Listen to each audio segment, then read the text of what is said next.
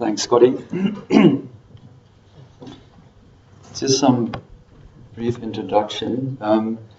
The Zululand Crocodile Research Program started in 2009, and it's mainly a partnership program between the University of KwaZulu-Natal and Ezemvelo KZN Wildlife, with the two main sponsors being the Fort Wildlife Foundation and the Hans Hoheisen Trust. The program has got a regional focus on biology, ecology, and also ecotoxicology. We're 5 students in total, 2 co-supervisors, and Professor Colleen Downs at the top of the food chain, sort of just cracking the whip on everybody. The study site for this particular component is Lake St Lucia, or the St Lucia estuarine system.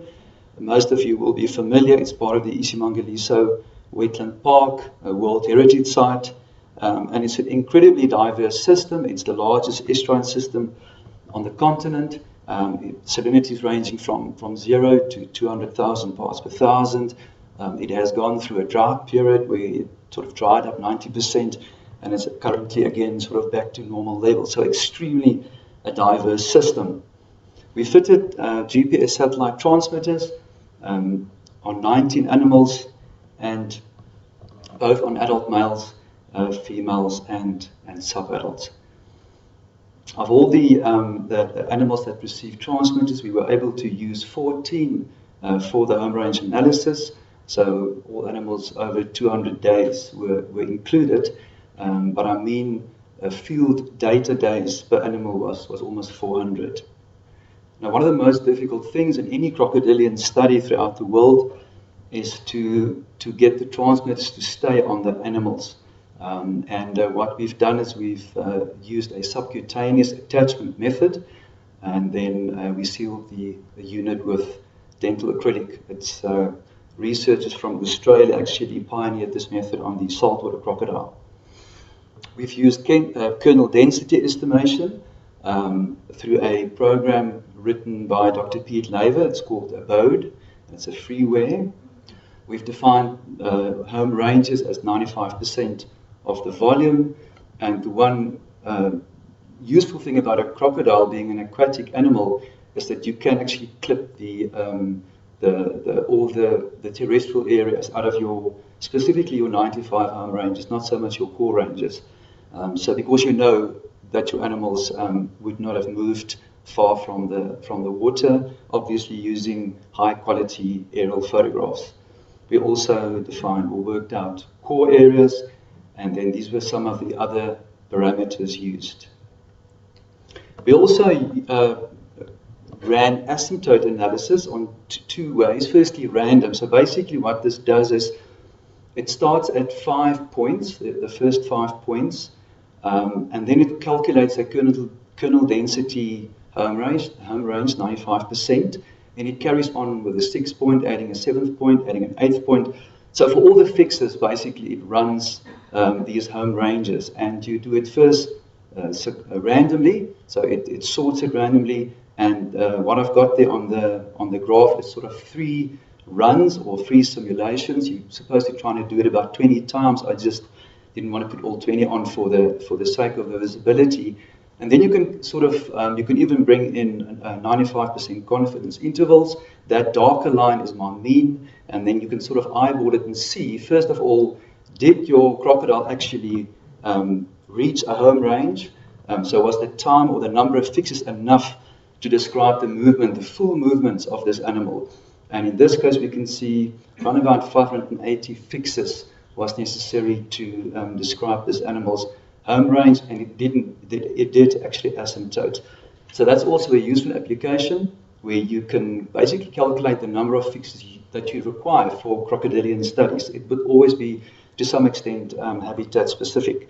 Then secondly, what we've done is you run a sequential asymptote analysis, which is the same thing. It starts at the 5th and then the 6th and then the 7th without randomly sorting them. And that gives you a very good idea from a temporal perspective, as in sort of sudden and erratic and dramatic movement events. In this case, again, about 220 fixes. There was a very sudden movement event, which also resulted in a huge increase in space. So that's also a really good way to get some kind of a temporal feel for the animal. We had to face two sort of challenges before we could do any analysis. The first one was the easier one of the two. When we put the transmitters on, we weren't too sure in terms of how to set the duty cycles. We had it for every 1 hour.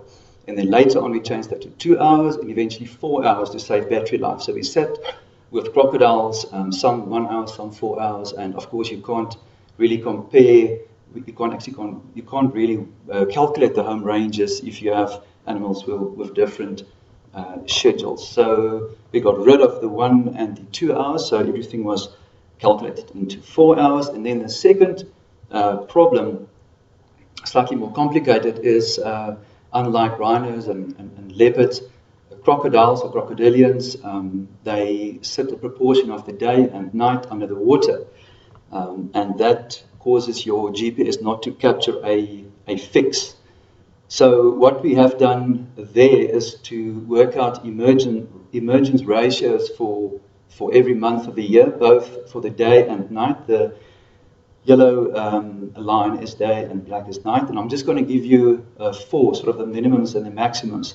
So during the day in February, only 58% of all the transmitters were successful in capturing GPS positions. That increased to winter, June, 94%. In terms of the night, the worst was in June, where only 44% of all transmitters captured. This is the mean, obviously, GPS points, and then the best at night was January. So that enabled us to clean the data, and we removed over 35,000 points to, at the end of the day, to sit with just under 20,000, but unbiased points. We can now really compare the different crocodiles. So we actually took the worst emergence ratio in the day and at night. So in this case, it would have been 44 and 58%. So to make it sort of even. All right, let's look at some home ranges. I'll take you through the adult males, females, and then we'll get to the sub-adult. So this is the first adult male. It was a young male, small male, less than 3 meters. And this home range, or this map, indicates the total range over 4 years. So this is not really a home range, it's more sort of a life range for the duration, and well over 1,000 hectares. But what I would like to show you now is sort of its behavior. So we had to break it down annually, so to compare it with other study animals, as well as looking at the effect within the 4 years. The very first year, while the lake was still very dry, its home range, the red, only sort of 702 hectares, and it was mainly situated in the narrowest channel south of the lake, as well as in Catalina Bay. The core ranges here, the black, was all near freshwater areas. Then the second year, it basically doubled to 1,400 and moved slightly up north with a bit more water available up at Etri Bay. In the third year, it really went north. It sort of the home range didn't increase so much in size, but you can see it really was going north into Etri Bay using the freshwater seeps on the eastern shoreline. Again, the core areas focusing on both basking, breeding, and freshwater areas. During this time, the salinity was about 45 parts per thousand in the lake, in the main lake. So crocodiles, although they can osmoregulate physiologically, they prefer to do it first behaviorally. So they would move to freshwater areas. Right, so this was the 4th year, and it also still increased in size, almost 2,000 hectares. So transient behavior, definitely not really a home range as such, but moving around within the system.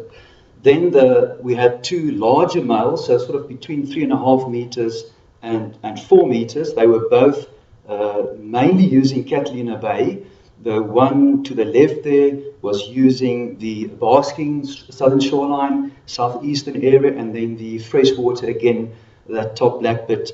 The one to the right was mainly using the southwestern bits for basking, and that particular crocodile went into the Nkazana stream. You can see there with the white arrow, and effectively spent about 50% of the time in the Nkazana stream. And we were wondering, why would that be the case? Because obviously freshwater availability being very important, but why going all the way up the stream? So we're hoping that my colleague is doing stable isotope analysis, and we're hoping that perhaps that might sort of elucidate on that questions. It could be that the crocodile moved up there to hunt, to get game, because at this stage, the larger animals like reedbuck and bushbuck, etc., wouldn't drink from the main lake. So it could have been a feeding movement. Then in terms of the largest two males over 4 meters, very much smaller home ranges, 200 hectares, 121 hectares. But I'm just going to go back. One mean daily movement for these large males were 1.6 kilometers a day, and for the largest males, almost 2 kilometers per day. So moving much, the mobility was really high, but the actual home range much smaller. So it's kind of suggests territorial behavior. Because they weren't observed, we can't say it's territorial behavior. We could not see them sort of defending a territory against other large males, but it sort of suggests that it is territorial behavior. So just in terms of adult males, we can see a very clear and a very strong inverse relationship between size of crocodile and size of home range. Then in terms of the adult females, most of the females were in the narrows, and I want to just show you, and they were all relatively similar. I want to show you some of the more varied, or the outliers. This is a very small home range, a female, 37 hectares. She was restricted in the Mapati stream, upstream from that weir, so kind of like a man-made habitat, deep but very, very small stream, and it resulted in low mobility as well as a small home range. So topography very much restricting home range and mobility. Another female, this is a nesting female that came from a nest at the end of, late in and early in March, and subsequent to that she just really increased. There was this an explosion in movement and in space use, and you can see she moved really across Catalina Bay all the way down into the Narrows as high as Farney Island. This is very briefly just to give you some idea in terms of movement of the nesting female. So the only point I really want to make here, that's the nesting period, and that is that sudden, every one of them had that sudden movement when they came off the nest, probably driven by hunger after being sort of 3 months on the nest.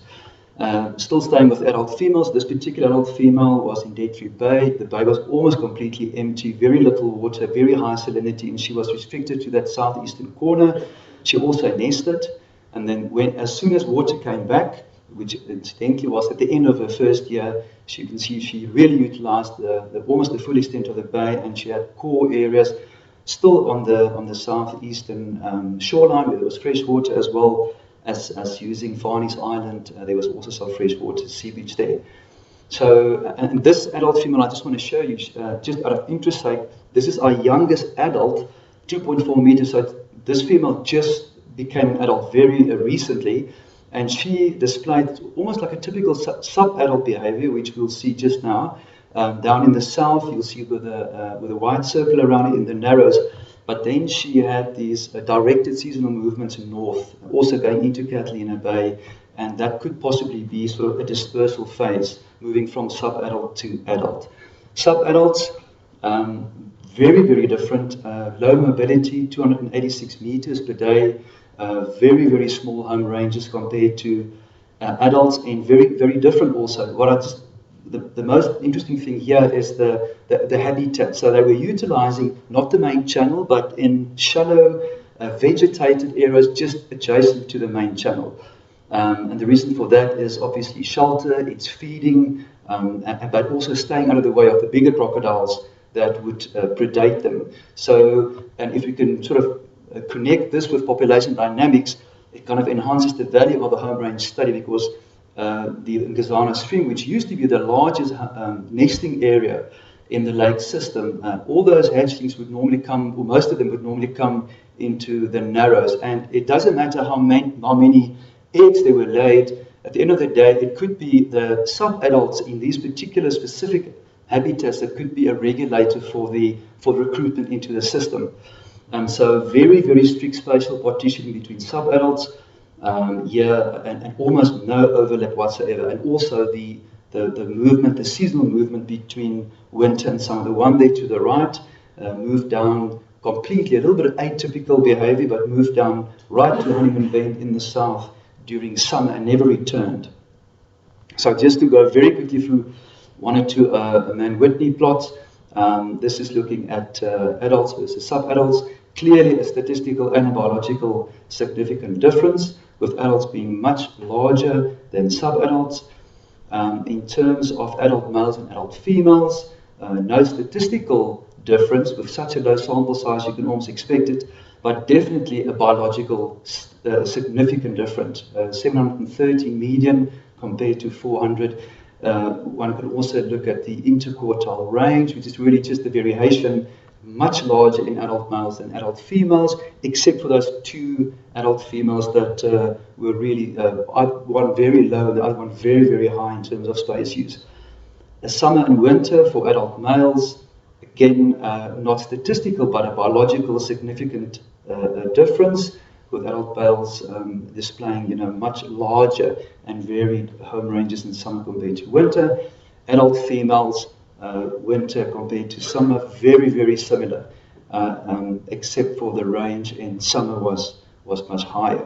Right, just to conclude, so complex in varied home range patterns at Lake St Lucia, driven probably by the variability in the estuarine system, as well as the drought and the fact that the study period was actually within the time when the drought was broken. Adult males, 3 sort of size-related home range strategies, as well as large seasonal differences. Adult females much more similar in behavior, except for those 2 nesting females, explosive movement subsequent to the nesting period. Sub-adults very, very small, specific habitats and very strict spatial partitioning in those habitats. Most sub-adults move to winter basking sites. Most adults, males as well as females, move to winter breeding and basking sites. And as expected, increased water levels resulted in increased movements as well as home range sizes. And the important factors determining the location of those core areas were nest sites, freshwater basking and feeding areas, and then considerable overlap between individual animals, despite strict partitioning with large males in the core use area and, as I've mentioned, sub-adults both in the core and the total. And finally, so sex, size and habitat are important factors influencing home range sizes of crocodiles in the St Lucia estuarine system. Thank you.